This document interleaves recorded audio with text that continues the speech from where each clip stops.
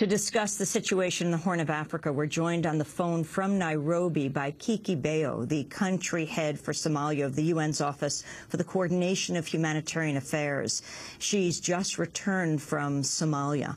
We're also joined in our New York studio by Christian Parenti, author of Tropic of Chaos, Climate Change, and the New Geography of Violence. He visited the Horn of Africa as he researched his book. Kiki, let's go to you first in Nairobi. Explain the scope of the problem.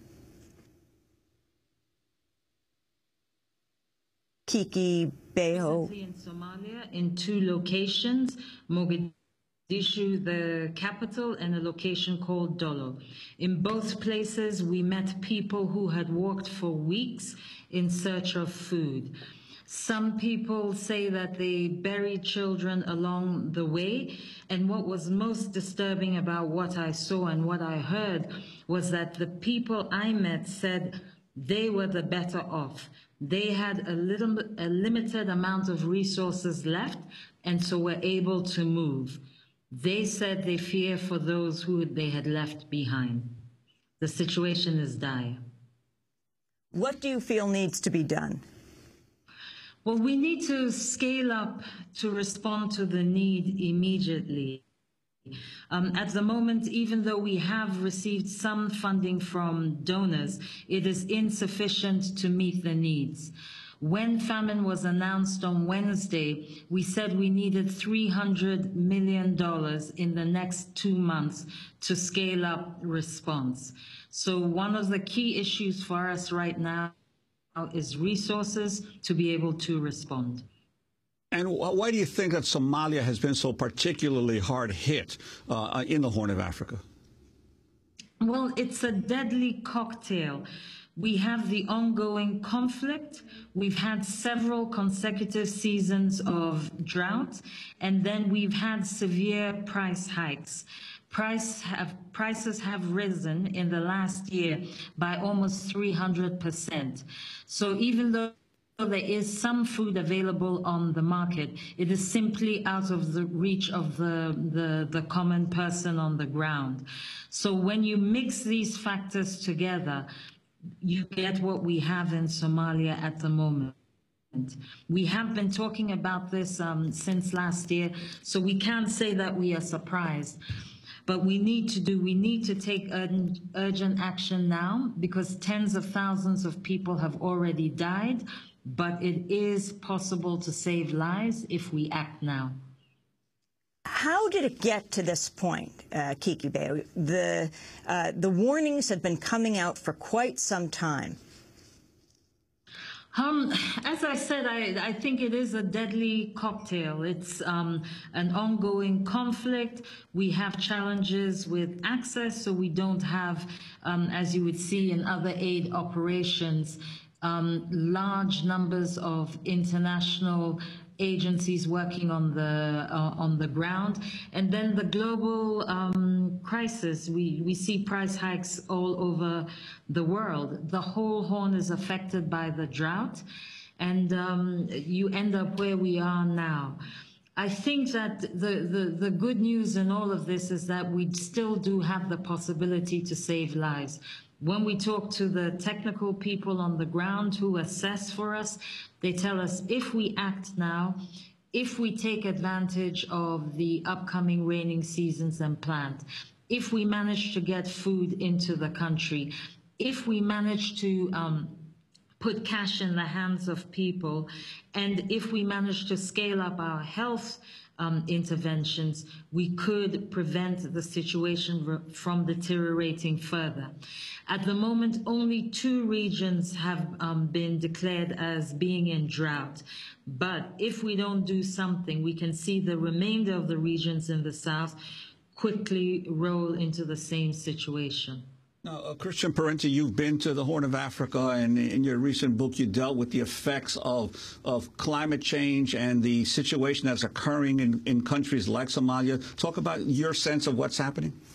Well, yeah, this was predicted long ago by people on the ground. We could see it coming, and the other guest is correct. It's a combination of war, climate change, and very bad policy, particularly an embrace of free market, radical free market policies by regional governments that mean the withdrawal of support for pastoralists, the type of people you saw with their dead cattle. There are no programs from the government of Kenya, for example, to help them drill new wells, to help them with veterinary services for their ill animals, to help introduce new forms of livestock such as camels. And then on a broader international stage, there's the tolerance for really rank speculation by firms like Glencore and Cargill, which have a lot to answer for in terms of this famine. One of the key events that has driven up food prices was climate change last year. Worst drought in 100 years in the Black Sea region of Russia. Major flooding in U.S. and Canada. That helped drive up grain prices by almost 100%. But it wasn't just that, because Russia then imposed an export ban. Glencore actually publicly lobbied for Russia to ban exports, much of which went to the World Food Program. For example, 95% of the World Food Program's wheat comes from these Russian contracts. So the speculators, Glencore, encouraged the Russians to impose this ban. They do that. Prices go up. Glencore then has a $60 billion IPO. So there are these, even far from the field, there are these factors that help exacerbate this emergency situation. Then there's the deeper structural thing of undermining state capacity and also military support historically and presently for wars that have helped produce failed states like Somalia. I mean, Somalia failed in part because the U.S. supported it in a decade-long war against Ethiopia, which led to its collapse. We just read in headlines, Kiki Gbeho, about the al-Shabaab announcing that the ban on foreign aid groups remains in effect in their area. How does that affect the United Nations and all of the aid groups coming in? Well, aid agencies have worked throughout. We say the situation is difficult but not impossible. How they operate is they work with local communities, district by district, and in dialogue with these communities, they agree on targeting communities and providing assistance. Our only interest in Somalia at this moment is to save lives, nothing else. We welcome the previous statement by al-Shabaab welcoming humanitarian agencies to resume operations in areas under their control. And I think we will continue to reiterate that the need is to increase assistance to populations in acute distress. Our only interest in Somalia at this moment is to save lives, nothing else. And Kiki, what about this issue? As you mentioned, the 300% increase in food prices that and Christian was mentioning. Has there been any approach made to the suppliers of these grains about bringing their prices down, especially in these countries that are so hard hit? Well, I think that it's difficult. Partly, the previous speaker mentioned the fact that there's a failed state in Somalia. We do not have a government that controls the whole country and can therefore regulate. We believe that if we were able to get food into the country and if we were able to put cash in the hands of individuals, it could work with, we could influence the market. But the high prices are not something that's seen only in Somalia. I believe it's in the whole Horn, and in fact, it is global. There are global factors at play here. I wanted to bring in what happened this week at the UN Security Council discussing the effect of climate change on peace and security. Security Council members debated whether the most powerful UN body should address climate change as a security matter. Speaking at the meeting, U.S. Ambassador to the UN, Susan Rice, insisted it should. We have dozens of countries in this body and in this very room whose very existence is threatened. They've asked this council to demonstrate our understanding that their security is profoundly threatened. Instead, because of the refusal of a few to accept our responsibility, this council is saying by its silence, in effect, tough luck. This is more than disappointing. It's pathetic. It's short-sighted, and frankly, it's a dereliction of duty.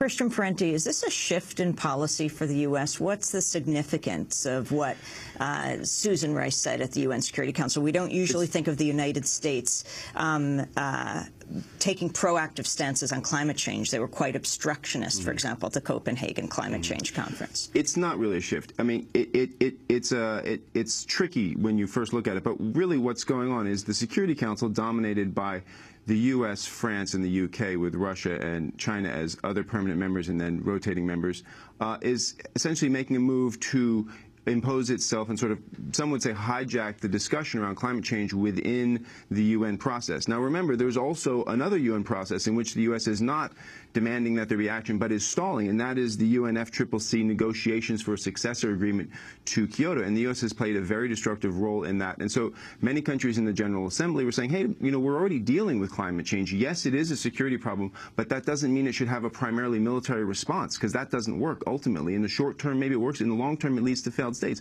What we need is to deal with creating an international fund, which is part of these negotiations, which can transfer capital and technology to the global south. It needs to be done within the context of the General Assembly. And there are these ongoing negotiations that the U.S. has essentially almost sabotaged. And now the U.S. wants to appear proactive and use the discourse and methods that it dominates, which are military methods, and control this through the Security Council. And is that why Russia and China sought to block this effort, or were there other reasons, some of the stuff you were mentioning about Russia before in terms of food supply? Yeah, yes and no. I think that there's an element of those two countries as emerging economies wanting to push back against the OECD countries on the Security Council. But then there's also the fact that, I mean, the Security Council is made up of historical polluters and current polluters. I mean, Russia is a major oil exporter. China is a major consumer of fossil fuels. So I think there were those issues as well, that they're hesitant to be brought to account on those issues. And then you have the Republican-led House Foreign Affairs Committee that voted yesterday to ban funding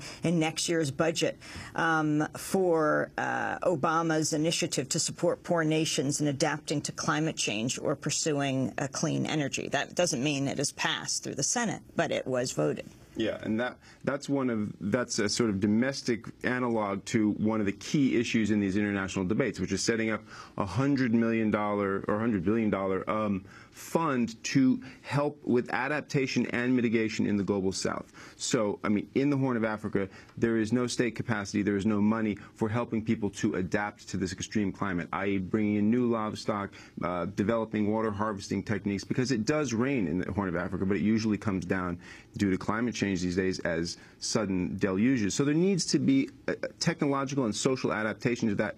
This fund that will be part of the successor agreement to Kyoto is essential in that, and so the Republicans are signaling that they won't have anything of it. And we should recall that, of course, the preceding agreement, the Kyoto Protocol, was signed by Clinton but not ratified by the Senate, so it never became force of law here in the U.S., and it had, as a result, very minimal impact internationally in terms of reducing carbon emissions. Money that goes into the military versus into this kind of aid? At first, it looks very proactive and necessary. There's all this instability. But if you look historically at the role of U.S. military aid, it undermines stability. I mean, look at the U.S. role in Somalia. It supported Saeed Barre until he collapsed, and there hasn't been a military state. The long-reigning dictator there. Yeah, who started a war in '77 against Ethiopia. Look at Pakistan, not the same region, but one of the most water-stressed countries in the world, just suffered a major drought. The U.S. has poured $20 billion in military aid into that country. It becomes less and less stable every year, and I would argue as a result of flooding it with cheap weapons, developing these asymmetrical assets, and neglecting land reform and social justice. And that's a country that is primed for relative state failure in some parts. Christian Parenti, I want to thank you for being with us, contributing editor at Nation magazine, author of a number of books, including his most recent, just out, Tropic of Chaos, Climate Change and the New Geography of Violence. His first chapter is on our website at democracynow.org. And thanks so much to our guest in Nairobi, to Kiki Gbeho, head of the Somalia Office of UN Coordination of Humanitarian Affairs. Thanks so much for being with us. This is Democracy Now!, democracynow.org, The War and Peace Report.